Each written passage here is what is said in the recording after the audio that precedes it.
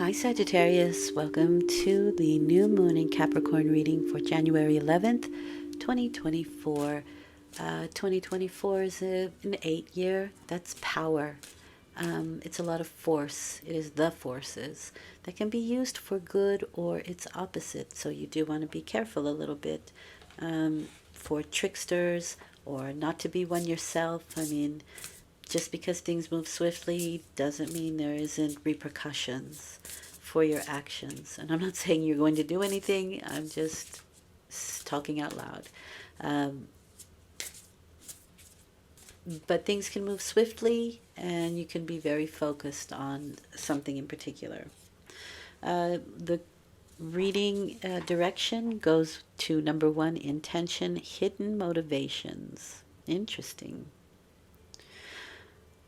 You may want to consider what your motivation is in regards to your intention, beginning something new.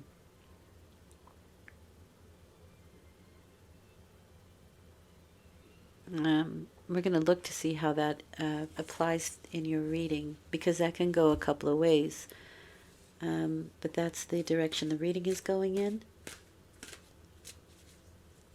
It doesn't feel ill-willed to me, but it just may be that you're being secretive about something that you're starting right now, on the direction you really want it to go in. She's holding one child, but there's a whole family and the house and the cow. Oh, it's a horse. Sorry.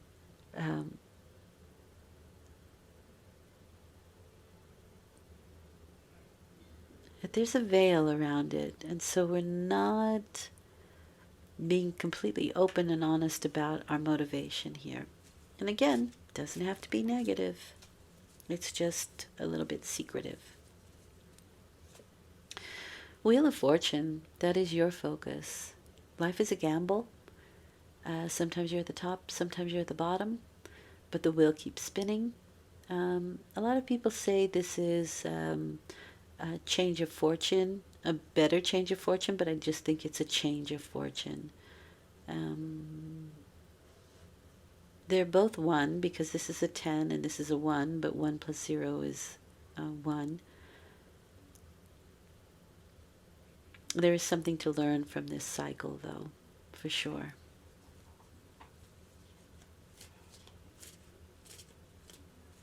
So, if you've been having some difficulty, you're going to the top of the wheel. If you are on top of the wheel, you are probably going for a downturn.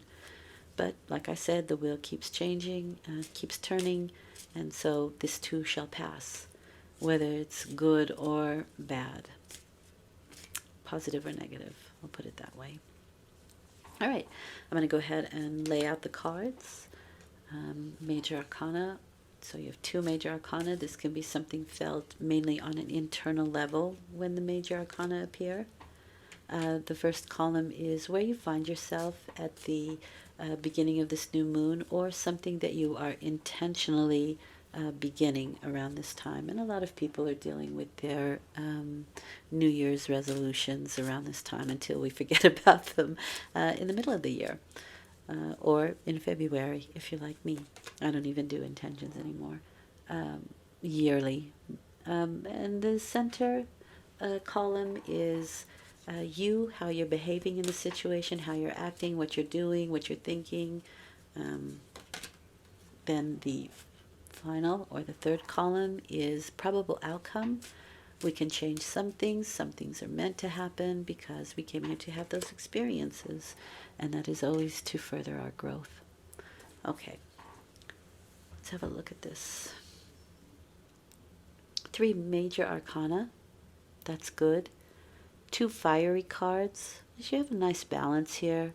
No pentacles, so this is probably in the realm of your passions, your thoughts, your emotions.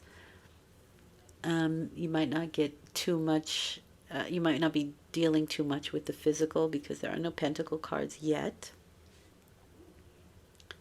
But passions do seem to take a precedence here.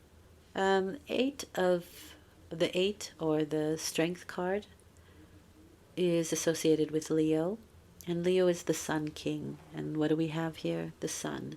So again, we're looking at the forces of 8, which is a powerful card. This is taming the beast within. Any kind of, it's coming off of 7, which is, right, the Chariot, which is self-confidence. Sometimes we can be overly confident, right? So we need to find that balance with the 8 card. Taming the beast within, balancing the ego, but doing things gently, okay? Because the Chariot is riding high. He's directing his chariot. He knows where he's going, and oddly enough, the Leo card, the Strength card rather, wants to bring some balance back into that. It's just not to say that you're going in the wrong direction. It's just saying bring balance back to it. We may need some courage, right? We're just on the Chariot full speed ahead, and we realize that we're going full speed ahead and can't stop the Chariot, so we need to be courageous in that movement forward. But it does look like there can be some situations. This is the card of valor, right? These are people, situations that want to knock you down from your high perspective, from your high position. This is a very competitive card. And it's kind of like you have to defend yourself against situations, which is why you would need courage in this case. So there may be some things that come up, right? The Wheel of Fortune, and somebody's hidden motivation. And again, what I'm seeing here with that Nine of Wands also reiterates that sort of like defensive energy, and also protecting, our experience, protecting what we've created up until now. So that kind of goes along also with this Seven of Wands. When we maintain our high perspective, when we maintain egoic balance, we have our heads above the competitors, okay, of the competition. Whatever it is that's trying to knock you down, whatever hidden motivation of somebody else, whatever their intentions are, keep your high perspective. Maintain a balanced ego. Be courageous. Because there are some changes, and again with the Wheel of Fortune, so that's 4 major arcana here. A lot of this activity is going to be very internal. The Death card is challenges, or rather transformations. It's the end of one scenario, but it's transforming into something else here. This something is ending with this card.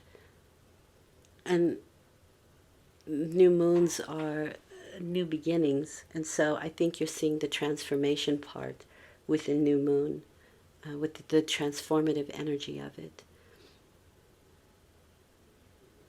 Interesting. Okay, so how you're behaving in this situation. Nine of Swords and the Nine of Wands, so 2 9s. Now, here's the thing with 9. There's wisdom with 9, right? There's a knowledge we've accumulated. It's an accumulation of knowledge. So we've accumulated some knowledge, but both cards are very difficult cards, and so you may be dealing with the negative side of 9, which is doomsday, okay? And so we can be overthinking things with that 9 of Swords. We can let a thought get away from us.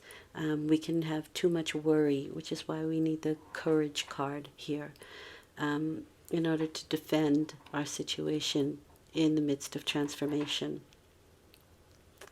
The 9 of Swords asks you to calm your mind. He's under a blanket of stars. There's planetary symbols on his blanket. And so and roses. And I'll tell you the significance of that in a minute. But the blanket of stars means that as the planets move on, so will the situation. And that's kind of reiterated again with the Wheel of Fortune. If you're at the top, you go to the bottom. If you're at the bottom, you're heading to the top. Okay? So this is where things are being transformed at the moment. Very cohesive energy, really nice. Very clear here. Now, I'm not giving specifics. I want to give the general meanings of the cards so that everybody can apply it to their own specific situation.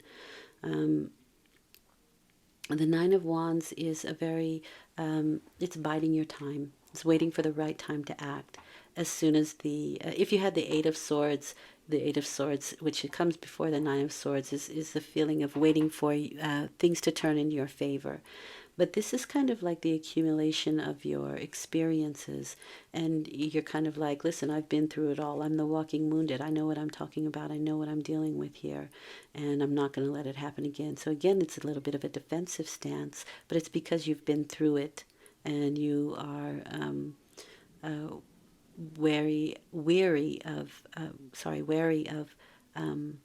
letting it happen again.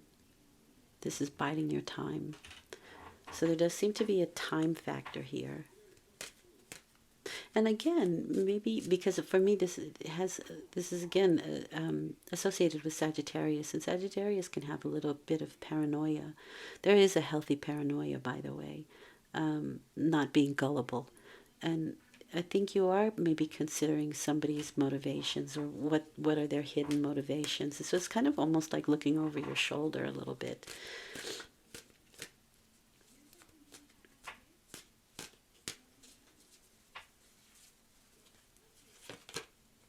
Queen of Pentacles, that's you and how you're behaving here. This is my Aquarius card. It seems to me like you might be looking for more information before you make a decision, or before you allow this transformation, or again, wanting to find out what their hidden intentions are. Queen of Pentacles, because it's Aquarius, is for me a lot of information. It's technology as well, but for me it's very much about information. Quite focused. The Queen of Pentacles is looking for stability. That's her whole situation now. That can be health related or it can be financial related, but she is looking for that stability and she's building upon it. But there is this feeling here of maybe things are not, again, because we're in a transformative space, things are not stable just yet. Something is a gamble here. Something is a gamble. And we're taking a gamble with courage, right? We're going to just say, okay, well, let's just see how things work out. However, there is some worry with it. Now, the outcome of it, though, is there is enlightenment, right? The sun shines and shows all the dirt on the floor that you thought you just swept. And so you have to do it again. The sun shines, you can see things with clarity. There is a rebirth with the sun. There is sociability, especially with partnerships here. And so this can be in relationship, in regards to relationships of all kinds. Finally, we see the desire, the mirrored desire with that Two of Cups. They can be different people, right? Two very different people, but there is something in the partnership, something that is mirrored there that matches something within ourselves. It is partnerships of all kinds. Now, this can be very sunny and happy and friendly, social.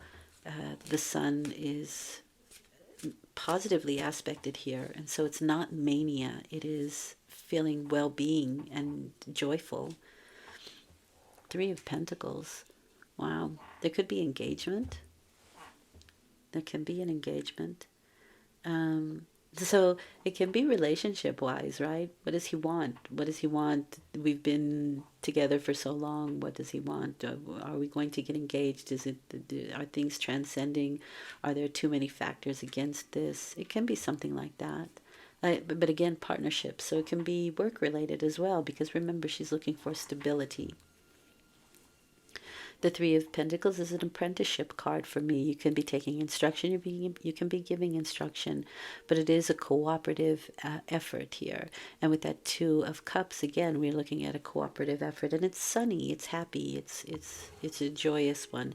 And so it seems to me like you were on the lower side of the Wheel of Fortune, and we're moving up, right? We're moving to the top of the wheel with that sun and the partnerships and something new. Now, Three of Pentacles for me are creative solutions. So there can be a creative solution to this transformation, to this situation where you find yourself defending yourself or worried about something. There are creative solutions here. You will find a solution. Aspiration, see intention and hidden motivations. Spirit wants you to know you are unlimited.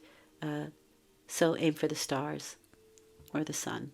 But in any case, aspiration. It's number one. We are dealing with number one here as well. So it is about I will, your will. What do you want? What do you aspire to? And what is the motivation? The hidden motivations. It seems to me like it comes to light here with the sun. It is, there's enlightenment. Nice. Interesting, Sag. Thank you for listening. I hope this has been helpful. Thank you for, oh, I said that already. Thank you for listening. Take good care. I'll talk to you in 2 weeks with a full moon reading. Your attention is appreciated. Bye.